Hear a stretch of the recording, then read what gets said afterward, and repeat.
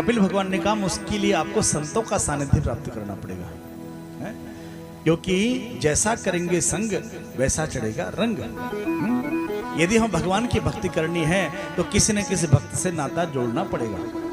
जैसे कोई पीने वाला है और पीने वाले का संग कर ले तो कहीं ना कहीं उसके जीवन में भी वो दुर्गुण आ ही जाएगा, है ना? तो ऐसे ही संतों का सानिध्य अगर हम प्राप्त कर लें तो कहीं ना कहीं हमारे जीवन में पूर्णता आ जाएगी, क्योंकि संत जिनका हृदय भक्ति से परिपूर्ण होता है तो उनका सानिध्य मां हमें प्राप्त करना है। तो मां ने पूछा कि बेटा हमें कैसे पता चलेगा कि संत है असंत है?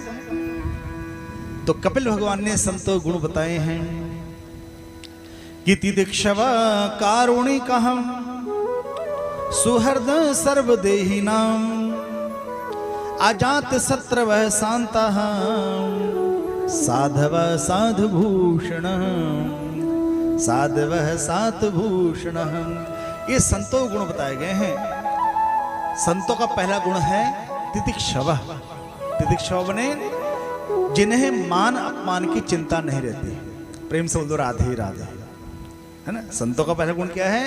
उन्हें मान अपमान की चिंता नहीं रहती। किसी ने माला डाल दी तो भी खुश और किसी ने अपमान कर दिया तो भी खुश। हम सब मान अपमान के पीछे भाग रहे हैं। किसी ने हमारा सम्मान कर दिया, हमारे चेहरे का रंग अलग होता है, और किसी ने अपमान कर दिया चेहरे का रंग उड़ जाता है। लेकिन संत मान अपमान से दूर रहते हैं। तो पहला गुण है संतों का, वह है तितिक्षव। दूसरा गुण है कारुणिका। संतों का दूसरा गुण करुणावान होते हैं। किसी का दुख नहीं देख सकते। जरा सा किसी का दुख देखा तो मन में विचार आता है कि इसका दुख कैसे दूर करूं, ऐसा विचार मन में आता है।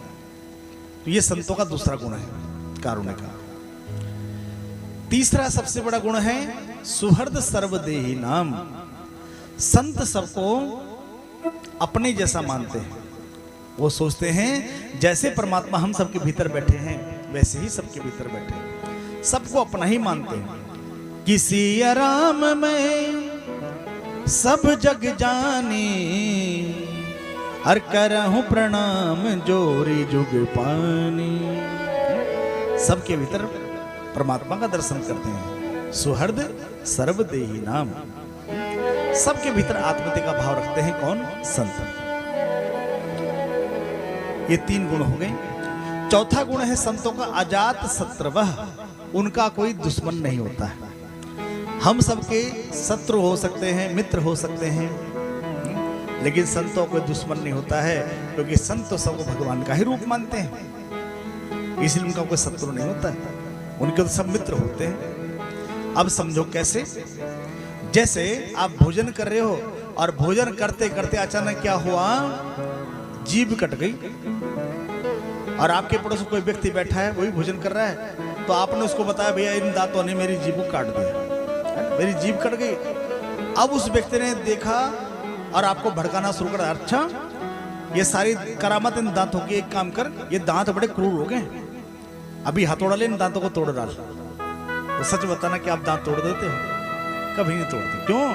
क्योंकि आपको पता है कि जीभ भी आपकी है और दांत भी। बाय चांस अगर दांत तोड़ दिया, है ना, जोश में आकर के या किसी के बहकावे में आकर के, हवा भरने वाले बतेरे लोग होते हैं, है ना, तो जीभ का दर्द तो है लेकिन दांतों का दर्द और बढ़ जाएगा भैया। तो अजात शत्रवः, क्योंकि संत ये मानते हैं कि जीभ भी मेरी और दांत भी मेरे हैं, सब मेरे अपने तो हैं, है ना? तो इसलिए संतों को शत्रु नहीं होता है और हमारे शत्रु मित्र होते हैं। ये चौथा गुण है संतों का। और पांचवा गुण क्या है? शांतः, सदैव शांत रहते हैं, प्रसन्न रहते हैं। ठीक, ये सबसे प्रमुख गुण है, शांत रहना। और शांत रहना, शांति केवल बाहर से शांत नहीं बैठना, मन को शांत करना। सपोज हम कथा में आके बैठ गए, बाहर से बिल्कुल शांत, बिल्कुल सीधे बैठे, जैसा लगता है बड़े ध्यान से कथा सुन रहे, लेकिन मन में ढोल बज रहे होते हैं, ये मनी राम पत्नी कहाँ कहाँ घूम रहा होता है ना? तो शांत हुआ। तो मन से शांत होना। एक शब्द है एकांत। तो एकांत करते क्या है?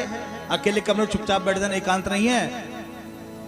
इसका अर्थ है उस एक में अंत कर देना, अर्थात उस एक में मन लगा लेना, वही है एकांत। फिर चाहे आपके पास कितना ही भीड़ भाड़ हो, शोर शराबा हो, लेकिन उस एक में अपने मन को लगा लेना, वही है एकांत।